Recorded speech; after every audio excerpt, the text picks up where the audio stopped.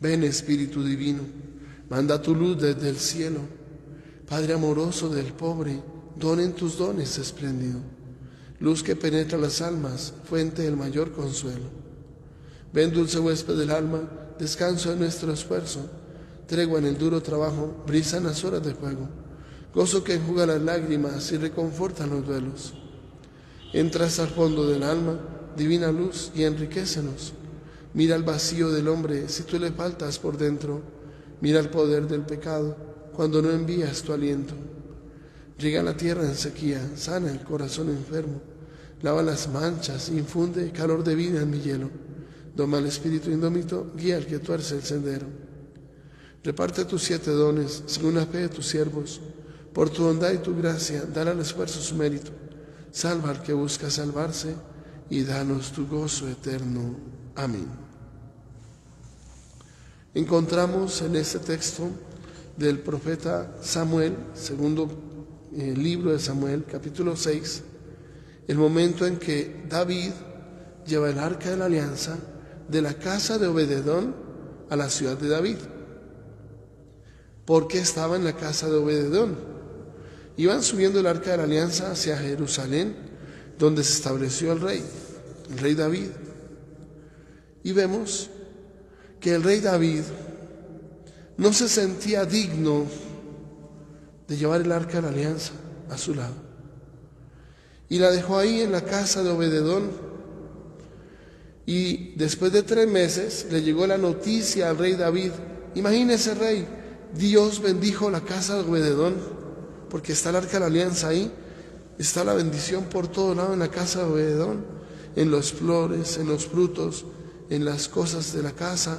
Los animales comenzaban a dar 2 crías cada animalito en un parto, un montón de bendiciones por todo lado, y se notaban esas bendiciones porque él tuvo ese regalo y ese honor de que el rey David le dejó ahí el arca de la alianza en la casa de Obededón.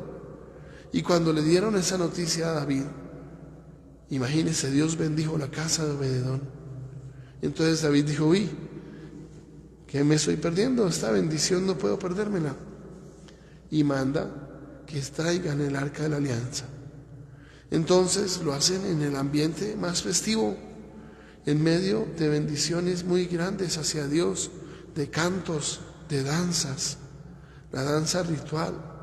Y dice que cuando los portadores del arca avanzaban 6 pasos, se sacrificaba un toro y un animal cebado.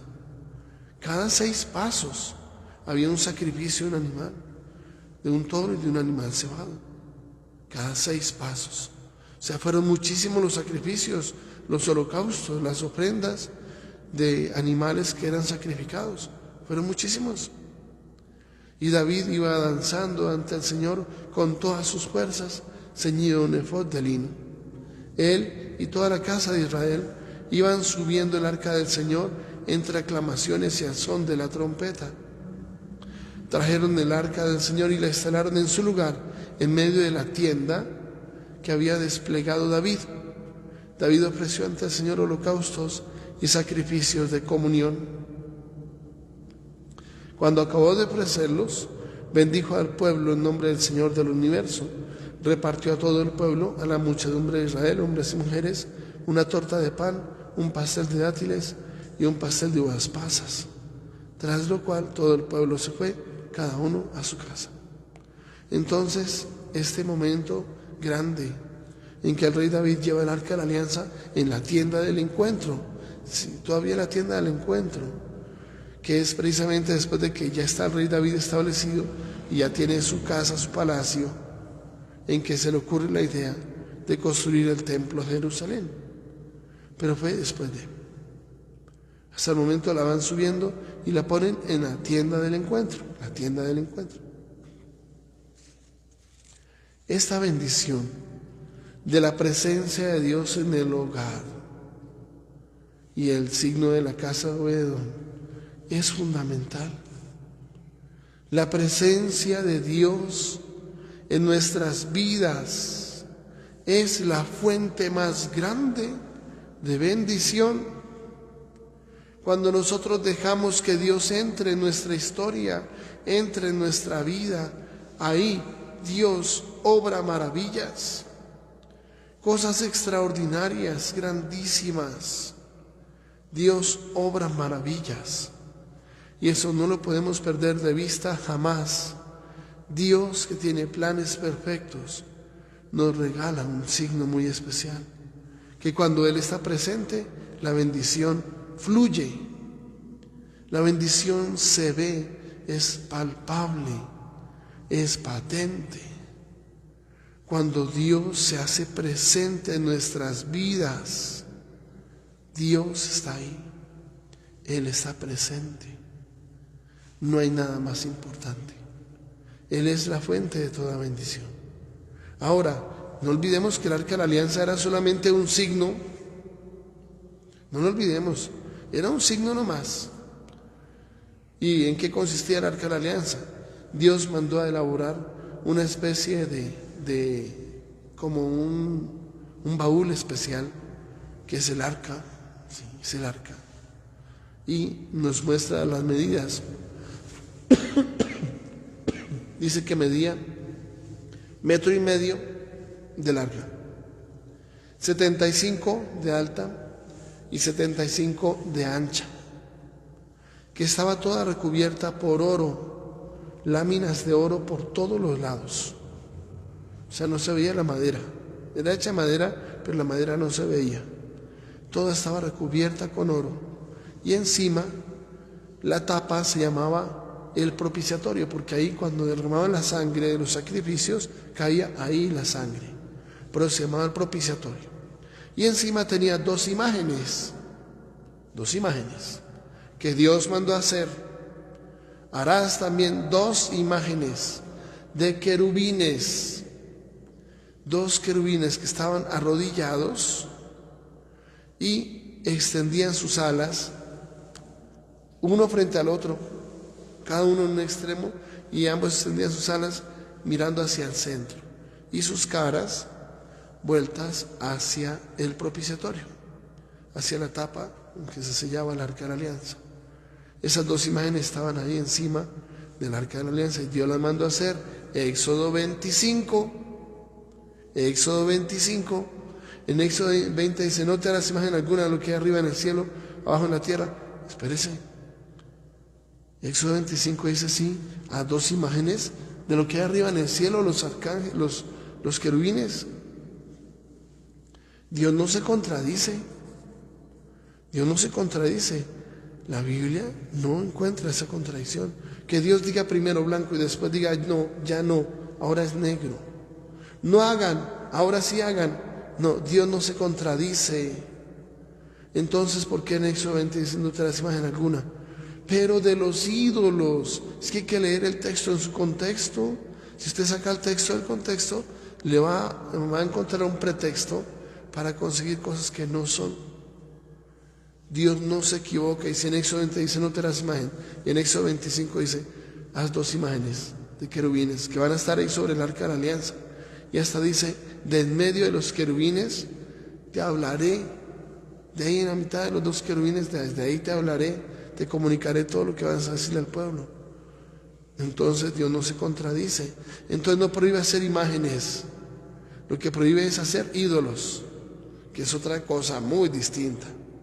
Porque, por ejemplo, cuando nosotros hacemos la imagen de un crucifijo, no es un ídolo, porque un crucifijo es solamente la imagen de Jesús, que es nuestro Dios, pero no es la imagen de un ídolo, o sea, de un falso Dios, como sería Zeus, como sería un Buda, como sería Osiris o cualquiera de los egipcios, o Milcón, o cualquiera de los otros, todos los ídolos que hay, los falsos dioses, porque sabemos que son falsos dioses. Zeus nunca ha existido. Todo es fantasía de los seres humanos. Que Hermes, que Afrodita, que Atenea, todo eso es fantasía de los seres humanos, jamás ha existido. En cambio, nuestro Dios sí se ha hecho presente en nuestra historia. Y el pueblo de Israel fue alimentado durante 40 años en el desierto. en el desierto fue alimentado durante 40 años. Y existe ese Dios que se manifestó en el Sinaí, con la voz de trompeta y el trueno, el relámpago, que el pueblo dice, no, que no nos hable Dios, nos da miedo morir. Y es cuando dice que suscitaré un profeta, que a través de los profetas nos hablará. Ese Dios sí se hizo presente, y tenemos 600,000 testigos, porque fueron 600,000 los que salieron de Egipto y se alimentaron durante 40 años con el maná en el desierto. Ese Dios sí existe. Jesús, que es el Hijo de Dios, existió físicamente, y hay datos históricos, no solamente por lo que está en los evangelios y en las cartas del Nuevo Testamento, no, también porque hay otros documentos históricos. Por ejemplo, un historiador judío con ascendencia romana, que es Flavio Josefo. También hay otro que se llama Tácito, y mencionan en la época de Poncio Pilato, que es el ambiente histórico-cultural, el contexto en que nació Jesús y predicó Jesús.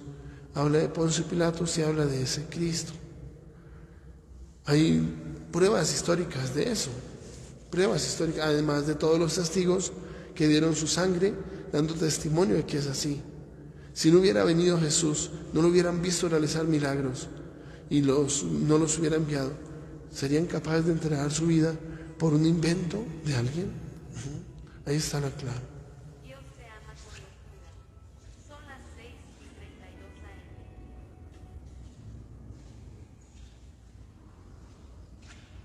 AM. Entonces no es algo en contra de, todo lo contrario.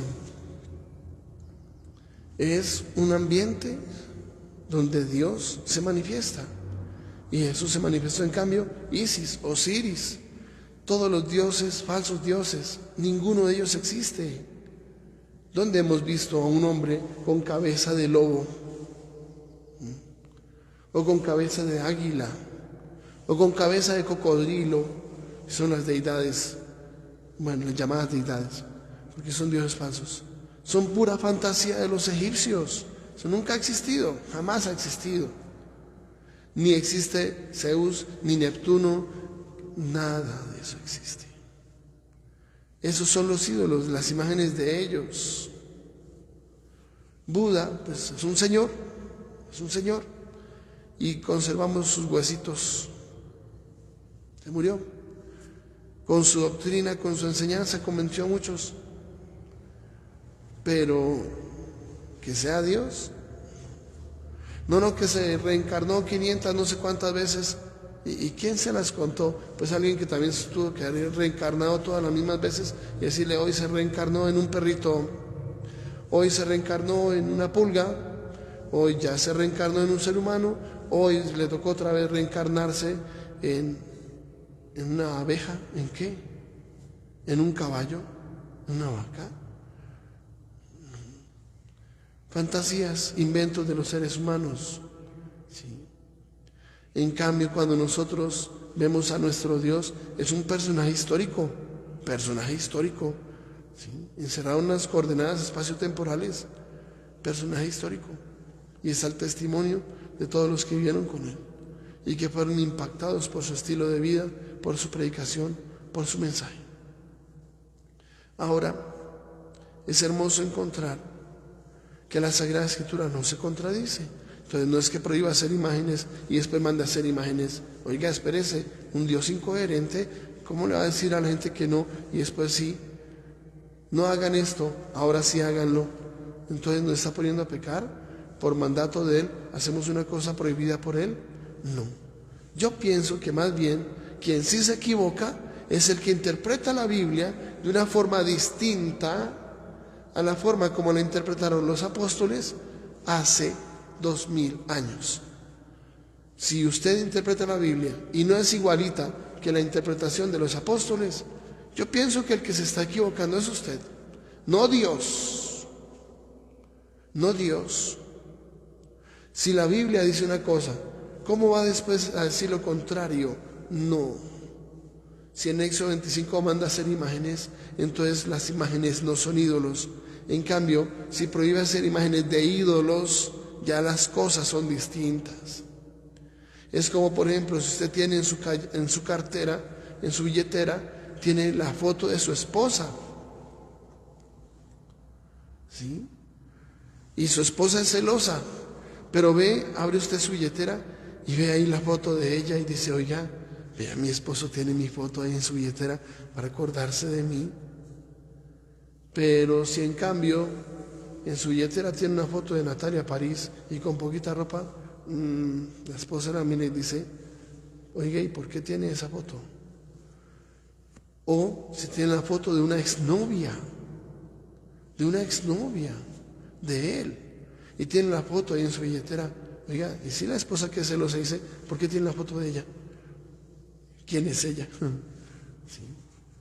Pero si tiene una foto de él, ¿no? ¿Cómo va a ponerse celoso Dios de una foto de él?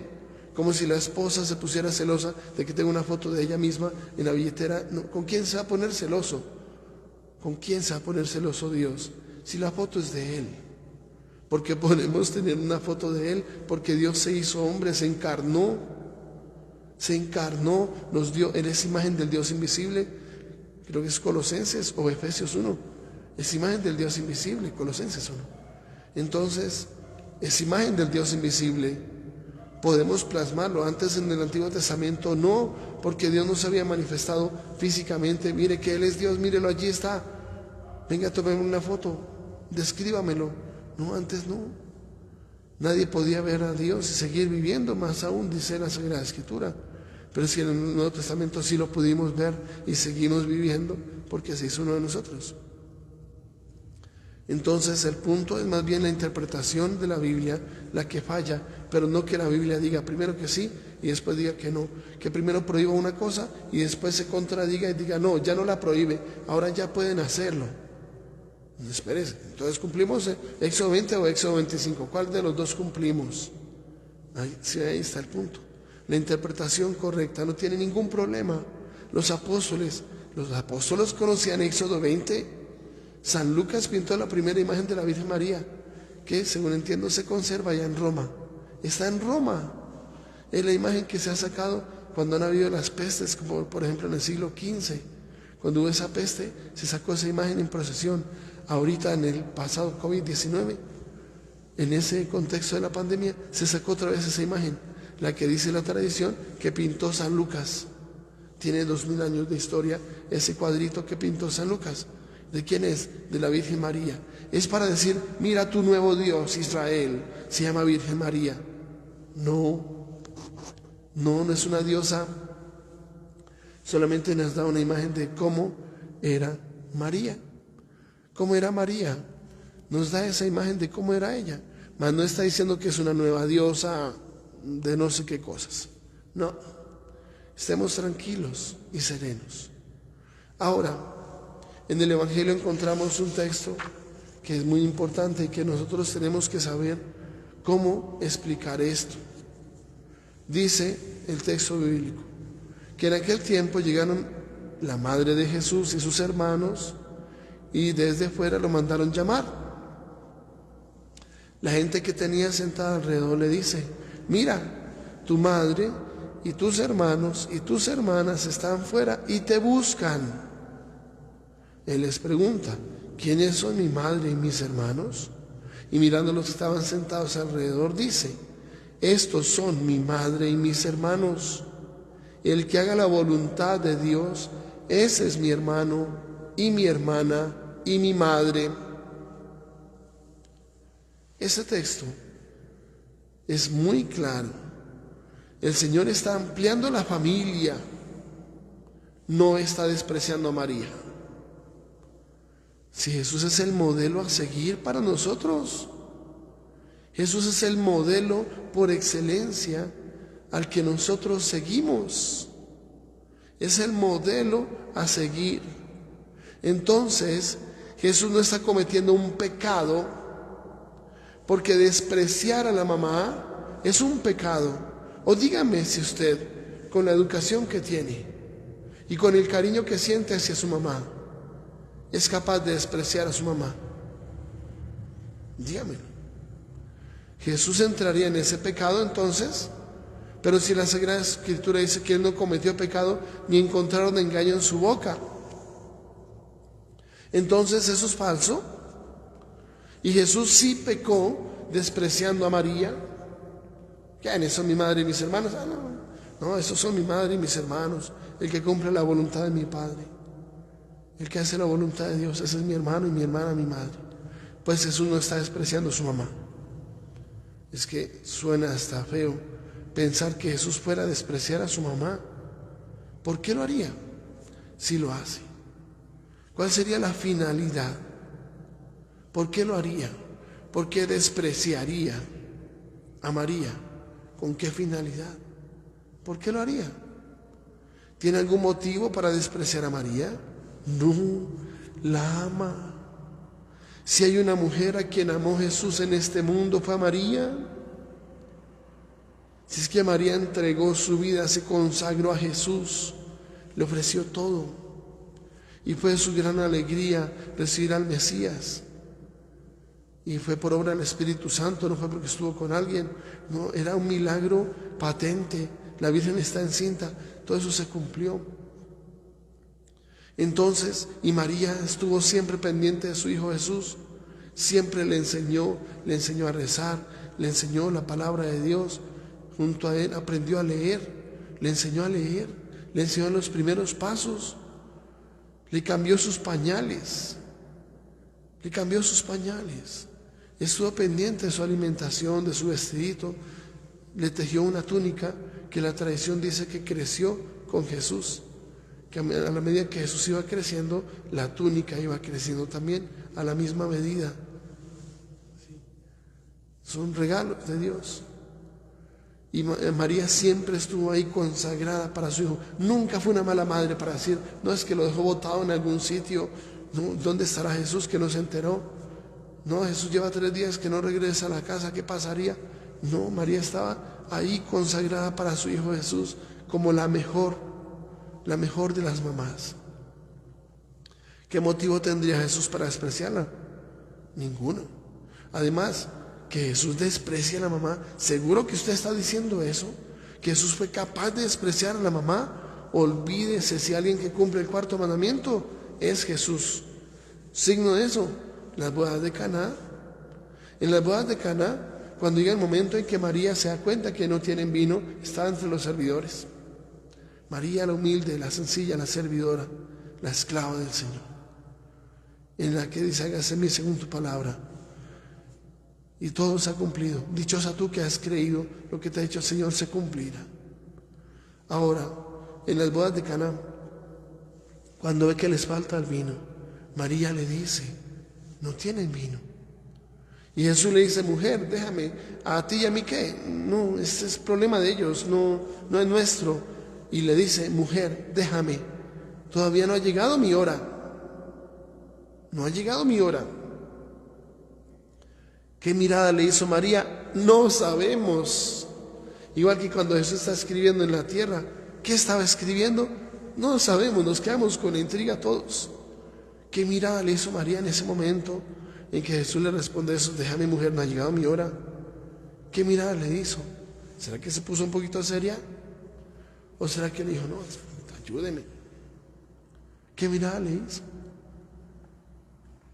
Solamente sabemos una cosa, que María le dice a los servidores, hagan lo que Él les diga y ellos quedan ahí pendientes. Y cuando Jesús les dice, vayan, miren, ahí hay 6 tinajas de agua, de piedra para llenar de agua, de 600 litros cada uno, llénenlas de agua. Y las llenaron de agua hasta el borde. Ahora saque un poquito de ahí, llévela al mayordomo, y cuando la sacó, ya no era agua, era vino. Y el mayordomo probó el agua convertida en vino. Oiga, qué vino tan delicioso. Todo el mundo pues pone primero el mejor vino y ya después al rato ya pone uno de menor calidad, ya no se van a dar cuenta, pero se luce con el mejor vino. Tú has guardado el mejor vino hasta ahora. Los sirvientes sí sabían quién sacó el vino. Entonces, aunque no era su hora,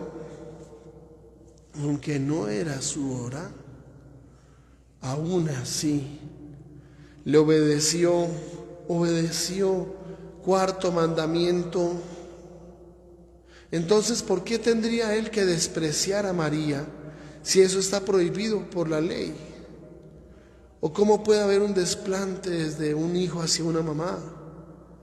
¿En qué sentido lo haría? ¿Por qué Jesús pecaría de esa manera? Y sería, por cierto, el primer pecado de Jesús, despreciar a la mamá. Sería el primer pecado para tenerlo en cuenta. Y cuando dice la Sagrada Escritura que no cometió pecado, entonces ¿qué va a decir usted? No, espere, sí cometió un pecado, despreció a María. No cumplió el cuarto mandamiento, no honró a padre y madre, la despreció. ¿Seguro? ¿Que Jesús estaba despreciando a María? ¿No será que los que estamos equivocados somos nosotros al decir eso, que Jesús despreció a María? ¿O realmente Jesús pecó? Entonces hay que tacharle donde dice que él no cometió pecado y dígale sí cometió un pecado, despreció a María. Cuarto mandamiento, falló. No, Jesús no estaba despreciando a María. Solamente está mostrando una realidad muy hermosa, que María cumplió esa voluntad del Padre.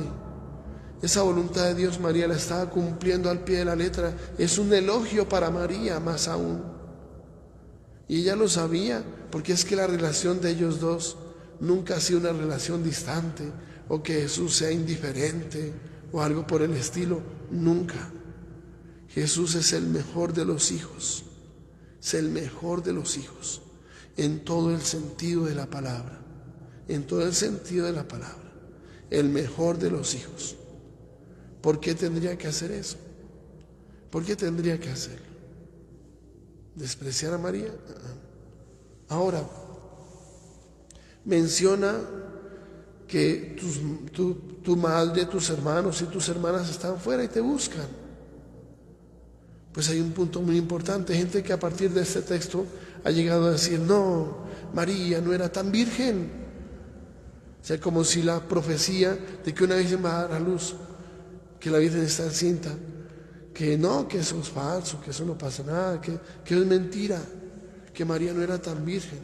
Mire, si la forma de descubrir si María era o no la madre del Salvador era precisamente porque era virgen. Esa era la nota característica, cómo se hacía ese proceso. Ahora, nunca en la Sagrada Escritura se ha utilizado la palabra hermano con el único sentido de que es el hermano biológico. Jamás. Mire, el primer libro de las Crónicas, capítulo 15, menciona a los que llevaban el arca de la alianza. Dice, de entre los levitas, nadie transportará el arca del Señor, sino solo los levitas, porque el Señor los eligió para llevar el arca del Señor y para estar a su servicio de modo perpetuo. Entonces David congregó a todo Israel en Jerusalén para hacer subir el arca del Señor al lugar que había establecido para ella, y reunió a los descendientes de Aarón y a los levitas. Por los descendientes y vienen los nombres: Kehat, su jefe; Uriel, junto a sus parientes. 120 hombres. Por los descendientes de Merari, su jefe Asayas, junto a sus hermanos, 220 hombres. Por los descendientes de Gersón, su jefe Joel, junto a sus hermanos, 130 hombres. Por los descendientes de Elisafán, su jefe Semayas, junto a sus hermanos, 200 hombres. Y así sigue una lista larga. Pregunta: ¿cuántos hijos puede tener una mujer? ¿200? Si puede tener 200 hijos una mujer, 130, 220. Entonces la palabra hermano no se refiere específicamente y únicamente a los hijos de carne, no a los hijos nacidos biológicamente. 1 Corintios 15 muestra que la palabra hermanos se aplica para todos los parientes, y entran ahí los primos hermanos, lo mismo que los hermanastros. Los hermanastros, si el papá ya tenía hijos antes de ese matrimonio, a ellos también les llamaban hermanos. No utilizaba la palabra hermanastro, sino hermano. Y también los primos, que los dos hermanos tienen hijos y pues sus hijos son primos entre ellos, se llamaban también hermanos. Se llamaban hermanos entre ellos. Y pues los hermanos que menciona, los hermanos de Jesús, las hermanas de Jesús, pues son los parientes cercanos de Jesús. Son los primos y primos hermanos, que entre ellos estaba San Juan el Bautista, era primo de Jesús. Entonces, nunca ha sido, mire, encontramos el texto de que la Virgen María no era tan virgen, porque aquí dice que tus hermanos y tus hermanas, en Marcos 3, que están afuera. Además, dentro del plan de Dios, al hacer que la familia crezca, pues ahí viene un punto muy importante, que ahora somos hermanos por la fe. Y esto es un concepto totalmente nuevo, totalmente revolucionario, totalmente nuevo. Precisamente en el Antiguo Testamento, la Sagrada Escritura decía, Dios es como un padre. Y en el Salmo 102 dice, como un padre siente ternura por sus hijos, siente el Señor ternura por sus fieles. Como un padre. En cambio, en el Nuevo Testamento, Jesús nos enseña a decir, cuando van a rezar, digan, Padre nuestro. ¿Sí? Y por eso viene a decir, creo que es Hebreos 2:11, donde dice que Jesús no se avergüenza de llamar a los hombres hermanos. Somos hermanos de Jesús. Y también va a decir el Señor en San Pablo, somos herederos de Cristo, herederos de Dios y coherederos de Cristo. Somos hermanos, herederos, coherederos con Cristo, coherederos. Somos hermanos. Entonces, si la Sagrada Escritura nos dice que somos hermanos, que somos coherederos, entonces, ¿cómo vamos a decir algo contrario? O que la Sagrada Escritura quiera decir algo contrario. No, somos hermanos. Ahora, una de las pruebas de que Jesús no tenía hermanos biológicos, hermanos de sangre, hijos de María, era precisamente cuando está en la cruz. Porque en la cruz, cuando le dice a Juan, hijo, he ahí a tu madre, y a María le dice, mujer, he ahí a tu hijo. Y el discípulo desde ese día la recibió en su casa. Si hubiera habido más hijos, eso no se podía hacer, porque el cuarto mandamiento decía que los hijos biológicos tenían que hacerse cargo de la mamá. Ese es el mandamiento, y Jesús no abolió ese mandamiento para decir, no, mire, pues son mis otros hermanos los que tienen que cuidar de María, pero no, mejor ellos no se los dejo cuidar a ellos. Mejor Juan, el discípulo amado, cuida de mi madre, y ahí a tu madre, ahora es tu madre.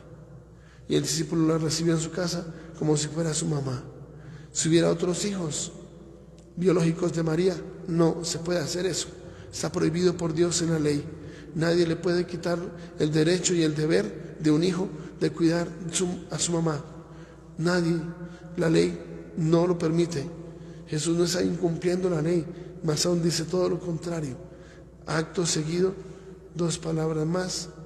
En la cruz, 3 palabras más adelante va a decir, todo está cumplido, todo está consumado. Entonces no está incumpliendo ningún mandamiento. Si hubiera más hijos, Jesús no podría haber hecho eso. Pero como no había más hijos, como quedaba solita María, por eso se la entrega a Juan, y Juan le recibe en su casa como su mamá, como si fuera suya. Utiliza el mismo término en griego cuando dice, vino a su casa a los suyos y los suyos no lo recibieron. Es el mismo término que utiliza ahí, y San Juan se la llevó como si fuera suya, su propia mamá se la llevó para su casa. Ahora, recordemos cuando Jesús resucita, que María Magdalena, cuando lo ve, y él le dice, María, y ella dice, Rabuní, maestro, y dice que él lo abrazó, y Jesús que le dice, suéltame, porque todavía no he subido al Padre. Ve y dile a mis hermanos, y que vayan a Galilea, allí me verán. ¿Qué hizo María Magdalena?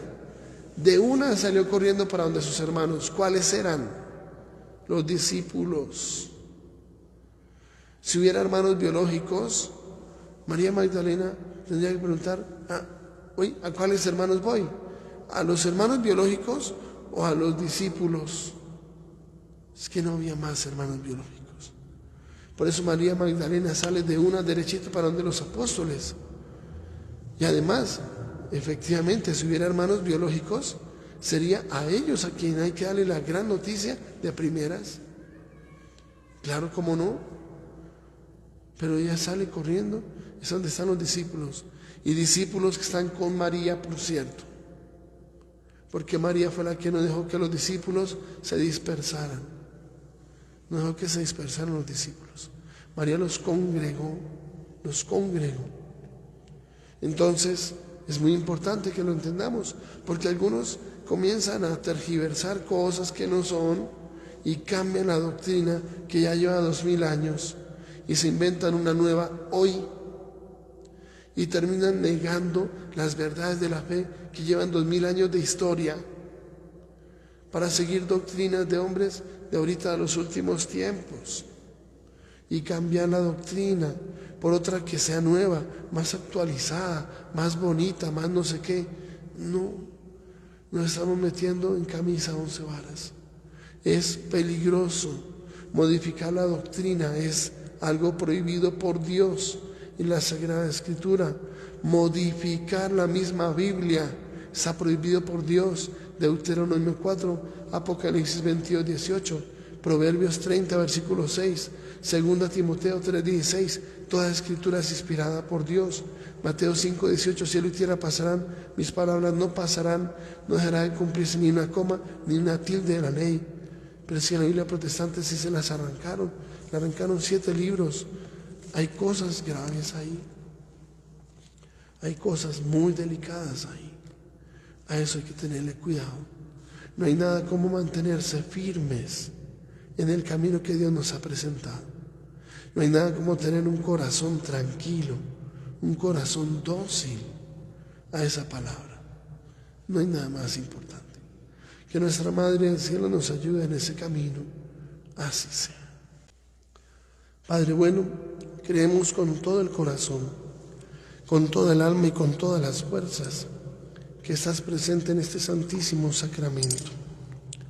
Lo creemos sin dudarlo un solo segundo desde hace 2000 años. Hoy te suplicamos, amado Señor, que aunque no todos podemos recibirte sacramentalmente, vengas a nuestro corazón a través de la comunión espiritual. Te lo pedimos por Jesucristo nuestro Señor. Amén. La bendición de Dios Todopoderoso, Padre, Hijo y Espíritu Santo, descienda sobre ustedes, sus familias, y permanezca para siempre. Amén. Llenos de alegría por ser hijos de Dios, pueden ir en paz. Demos gracias a Dios. Feliz día, feliz resto de semana para todos.